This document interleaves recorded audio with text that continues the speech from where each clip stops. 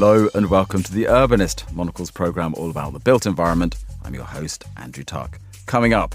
It doesn't have the imprint of white South Africans or black South Africans or progressive whites or reactionary whites or progressive black. It's just got that South African feel. It's our annual Best Of, recapping some of our favourite stories of the past 12 months.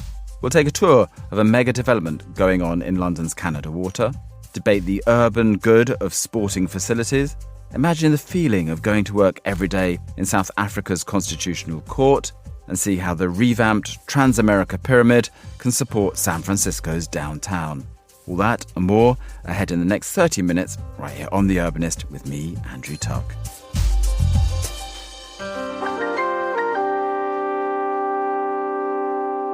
We start today with a trip to the Canada Water District in the UK capital, which is undergoing a remarkable transformation. British Land, together with its joint venture partner Australian Super, are creating a new 53-acre mixed-use district, surrounded by over 130 acres of green spaces, park and woodland. In February, we went along for a tour with Emma Carriaga, British Land's joint head of Canada Water and head of residential. Let's listen to the start of our journey. Right, we're just going to go around here. I'm just going to squeeze past you. This is a residential building, which we don't own, but they're very sweet to us and let us use it as an amazing viewing platform until we've built our own tower. This is the best place to see it. So we're standing at the top of Ontario Tower, just above the Jubilee Line station at Canada Water, and we're looking out over the city skyline. And we always start our tours here because many people don't know where Canada Water is. Why would they? You know, it's a place today which is mainly somewhere where people live, and so if you live here you know it, but most people have just passed through it. And it's not until we come up here that they can touch the city skyline and the South Bank, and they start to make the mental map of where it is on London's geography. We're looking out onto what was known as the Rotherhithe Peninsula. Up until the late 1960s, all of what you can see was largely a series of ponds because it was dockland. So about 65% of all this area was covered in water. And it was the place that timber arrived from North America and Scandinavia, bringing wood that was then used to feed London's construction industry. And that all changed at the end of the 60s when the docks closed. That industry ceased to be, and so we were left with a series of waterways that were filled in by the arisings that were dug out from the M25 motorway project around the edge of London. And so what you can see now is very little of that water left, a little bit on the other side, which you'll see points out towards our site, but this side was largely filled in and used for housing. So most of this housing was built for London's workers, affordable housing, and over the years has really changed quite a bit actually into being a home for all sorts of Londoners, key workers, renters, quite a big international community here, lots of people from Southeast Asia, lots from North Africa, as well as a smattering of kind of original dock families that are still here. And just to emphasise how close you are, so where we're standing, it looks like you could almost touch Tower Bridge and then the high rise of the city just across the water from us.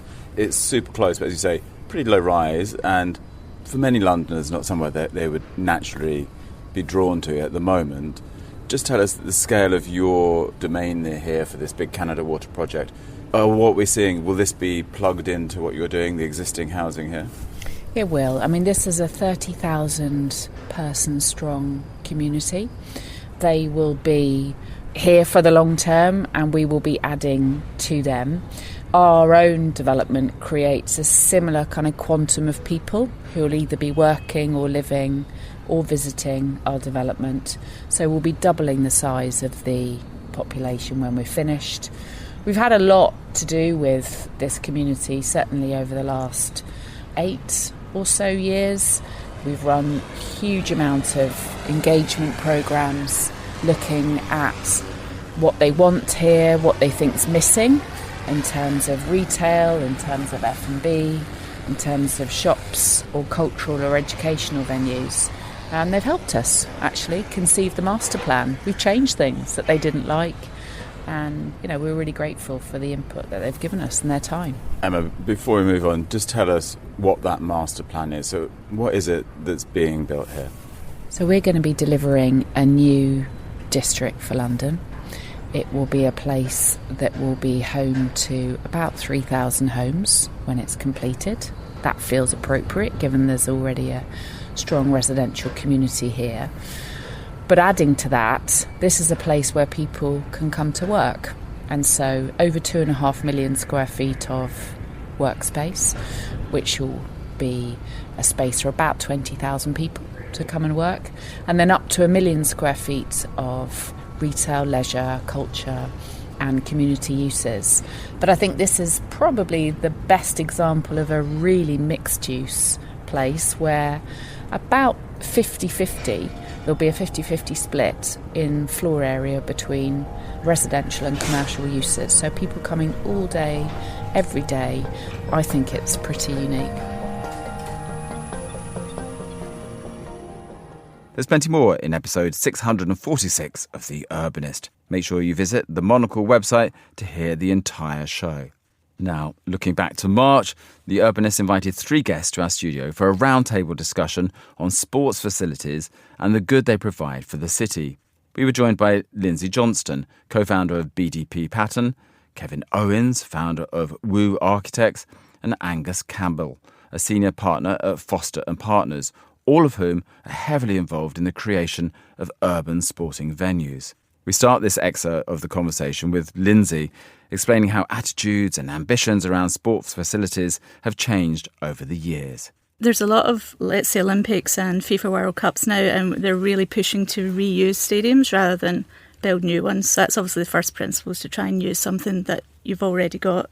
If you have to build, do it sustainably. There's a good statistic when Beijing Bird's Nest Stadium was built for the Olympics in 2004. It had 40,000 tonnes of steel, and it was actually celebrated as the biggest steel structure in the world. 4 years later, London Olympics came along. It had 1/10 of the steel. So just in those 4 years, it's amazing, how much culture has shifted and society has shifted. There's lots of sustainable things we do.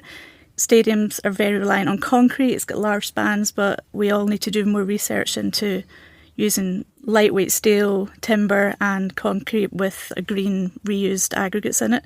And also sustainability is also about the legacy. It's about what it gives back to the community. It's not just carbon footprint, it's what it gives once the World Cup or the Olympics leaves. Is it something that is similar to both of you as well? This idea of sustainability being more in the minds of clients and of those who approach you? It's not just sports.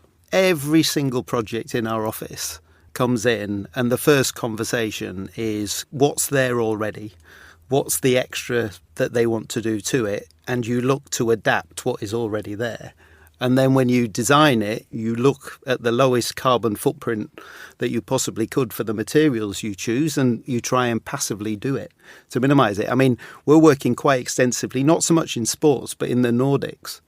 And the Nordics, they're ahead of the game. There's a reason why Greta Thunberg is kind of a child coming through there. She's very vocal just because they're pushing it. And therefore, I think we all have a duty. So particularly on stadiums, there's a lot of historic old stadiums that need upgrading because the sightlines, there can be a better spectator experience. You shouldn't just have to demolish to do it. You should work harder to adapt what's already there to try and do it with a carbon footprint and make that a key driver. It shouldn't be greenwashing. It should be a fundamental part of the design process.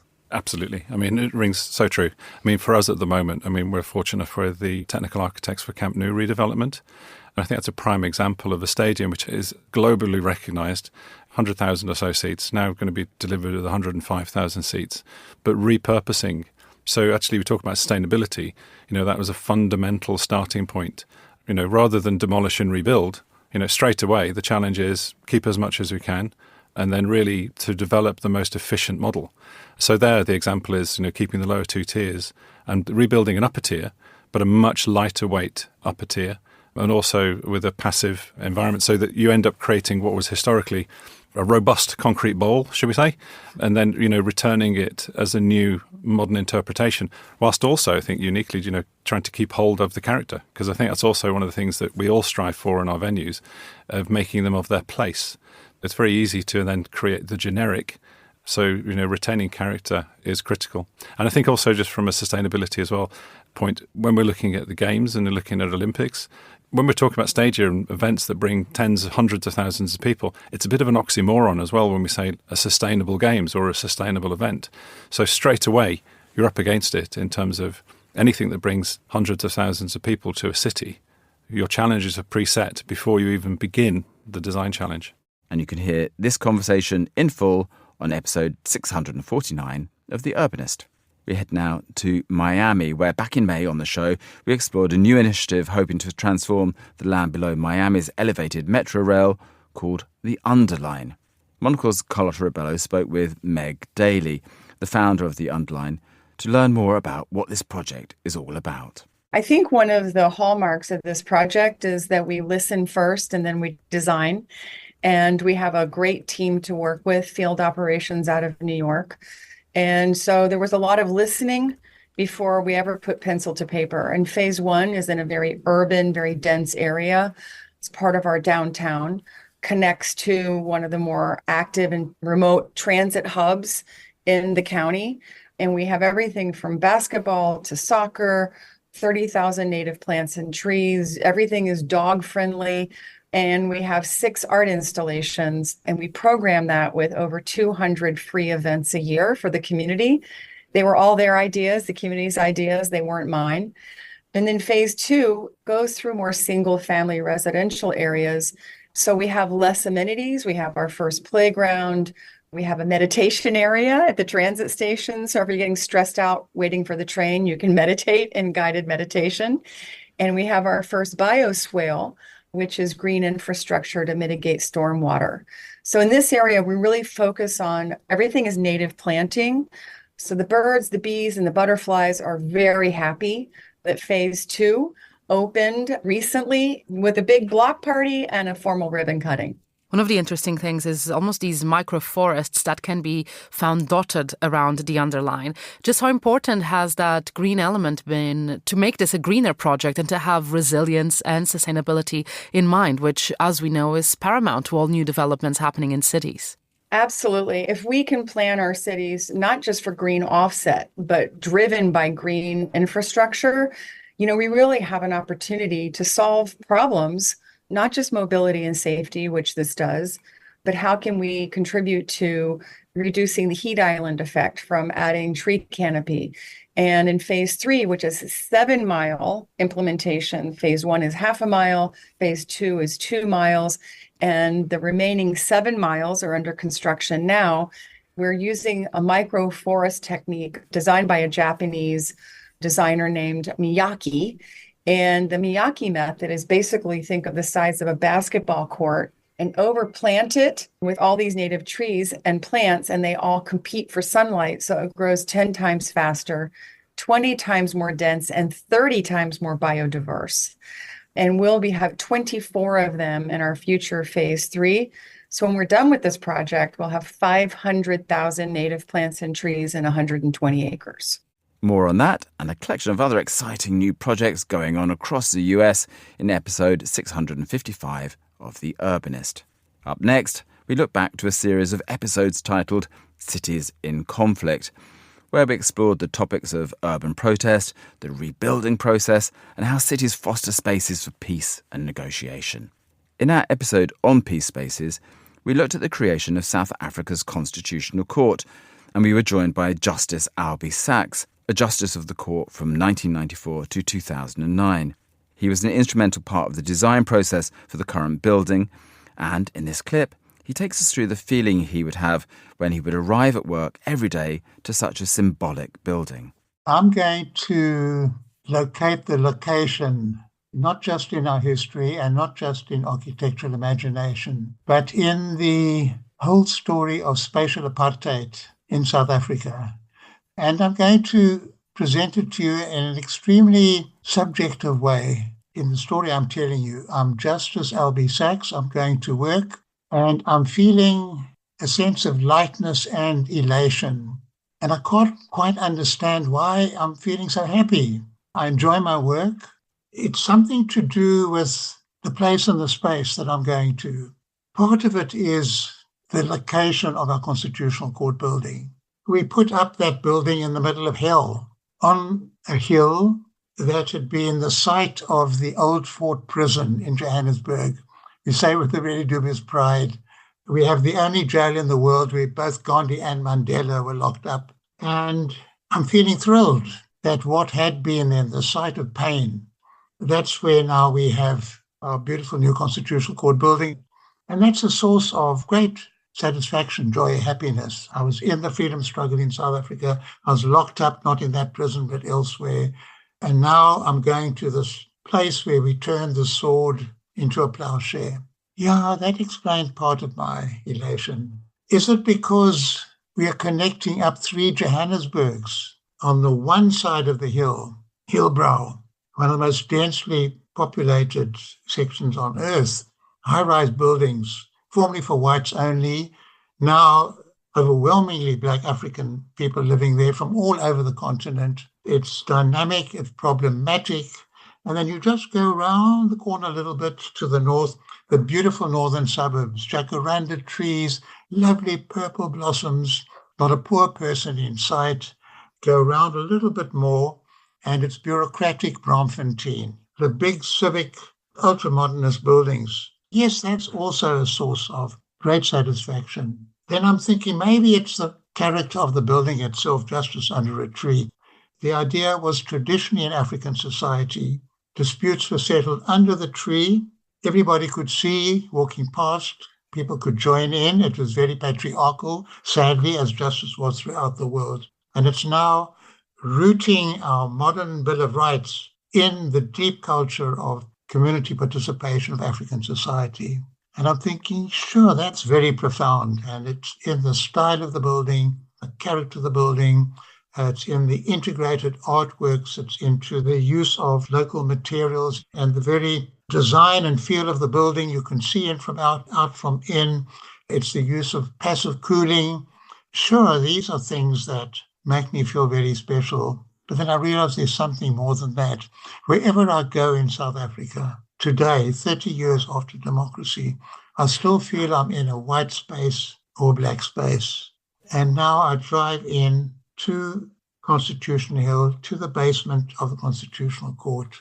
And I realize for the first time in my life, I'm entering a space that's just South Africa. The character of the building, the people who put it up, the way we function inside, how we took decisions, it doesn't have the imprint of white South Africans or black South Africans or progressive whites or reactionary whites or progressive black. It's just got that South African feel. And it's a source of immense elation to me that I can feel I'm just Albie going to work at a wonderful place and space of work. Now you can hear the whole Cities in Conflict series across episodes 656 to 658 on our website or your preferred podcast provider. Now, back in October, we released a special episode in collaboration with the Wholesome Foundation. And as part of our collaboration, we hosted a very special live edition of the show from London's Natural History Museum. Our guests for the talk included the design talent behind the Urban Nature Project, a 5-acre, globally celebrated new green space situated at the museum. I was joined by the duo behind the project, landscape designer Neil Davidson of J&L Gibbons and architect Edmund Fowles of Field & Fowles, plus Keith Jennings, the museum's Director of Estates, Projects and Master Planning, and Victoria Jessen-Pike, Director at Public Realm Practice, Publica. We started with Edmund describing the relationship with the museum. It was actually surprisingly smooth, the process. I mean, the brief itself was so well designed and so well conceived. The project is about the gardens. The buildings are supporting the ambitions of the museum, but they're secondary, really. They're relatively quiet structures that facilitate learning, that facilitate food and beverage in the Eastern Garden. But really, the story we were telling the planners was, look at this wasted opportunity we have here. We've got 5 acres of land. We could be telling so many stories in this space. And of course, they were massively behind the project. And we had a few backwards and forwards on the scale of buildings and so on, and the tree root protection areas and all the technicalities that come up in planning. But we had a fantastic team, so we did it very iteratively. There were 6 pre-planning applications, which is a lot, but it just meant that we could softly, gradually introduce all of the different elements of the scheme, and it actually went through really smoothly. And I think there wasn't any complaints, I don't think, or maybe one. When the planning application went in, there were 2 objections, but they weren't material. It was people that didn't understand the planning process, and they were concerned about litter or something or other. And just to, Ed, you were building something in the shadow of Alfred Waterhouse, weren't you? He's very modest. That's a challenge for any architect. So, yeah. We're here to be your fan club tonight, obviously. But actually, I think you pointed out when we're standing outside that you should look at the building because you don't notice it. But the terracotta tiles, the reason they're in stripes is because of the geology. That it's a representation of the layers of sediment and stone that were laid down. So I thought that was a beautiful idea that, across those 140 years, you have 2 architectural companies thinking quite similar things, and the playfulness that he put into the building. But let's come to the landscape, because this is a piece of landscape, and your company, J&L Gibbons, ran this landscape part of the project. You've told me there's still 4,000 plants need to be put in the ground. We're seeing it at its very juvenile stage, the development of this project. And I was amazed that the 2 of you have never worked together, because it's there's such synchronicity about ambition and about what you want to build. You've talked about some of the plants. What were the challenges of building here in front of this extraordinary building in the middle of London as you began to plant out the space? As has been said, it was a challenging brief. And as a client, the museum was incredibly generous. And I think at the root of this project is the idea of sharing knowledge. And so from the very early days, it was the sharing of knowledge that came from the scientists in the museum to help us as designers conceive something that was scientifically robust, but also we could develop it in a way which would be a joyful place to visit, an immersive place to visit. And to be fair, in the eastern side of the gardens, there's a lot of plants in there that we would not normally specify in a project, because it's very much about storytelling, and it's storytelling about a period in time 350 million years ago, for example. So in the part of the garden that has all the tree ferns, and you'll also see a fossil tree there, which predated this project. And I would say through good design, but actually largely by a lot of luck, it sits in the right place in the timeline scientifically. But we're planting plants that are very, very distant relatives of the plants that would have been around in the Carboniferous period. So the period in Earth's history when the fossil fuels were created. So there's a very big story to be told there about fossil fuels and our approach to resources. But we're doing it through proxy species. We're finding plants, working with scientists that can help tell that story.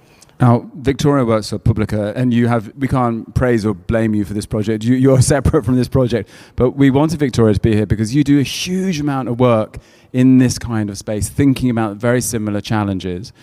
We're talking about education. I think that education is so evident on so many levels here. It's great that we saw literally on the level that kids would see across the pond. But also education, which you must also think about, is educating clients and educating not just the public, but everybody to think what's possible. When you're trying to say to clients, okay, we can put in a few plants, we can address this a little bit, but let's think bigger. How difficult is that these days? Or are we moving finally in a better direction? I think we are really moving in a better direction. I mean, it was interesting you say about the 3 eras. We are witnessing this change in landscape, that you as a client can do this project, that there's support and everyone loves it. I mean, it's absolutely wonderful. I congratulate the team. And I think the door is opening, and we are working with local authorities, we're working with private developers. We do a lot of public consultation. What's your top priority if you want to change your city? Number 1, always, is we would like more trees, we would like more greenery, we would like more connections with nature. We want to improve our health and well-being. It's right up there. And then we ask, would you sacrifice your parking space to have those things? And we're getting that specific in our question of people. We have to now get that specifics because we need a mandate to go back to the council and say, actually, and the dial is moving, actually 50% of your residents, you don't think this, but they would be willing to maybe lose parking spaces. So we're really trying to, I think there's some worry that people still need their cars. So we're really working with others to try to move things along, find, and bit by bit, we're working right next to Neil and Joe in the Harley Street area. We're bit by bit just trying to say, look, take 2 parking spaces away, put a little garden there. 2 years later, take a bit more. We're hoping in 20 years, you've got green avenues across the whole of the West End. So it's going to take time, but definitely, I think, especially in the last 5 years, I think after COVID, during and after COVID, it's had a massive impact. It's very, very exciting in that sense. And we need to do things better as well. We need to work as closely as we can with all the experts. And if you're going to be re-greening London, do it really well. Think about biodiversity, connect up these corridors.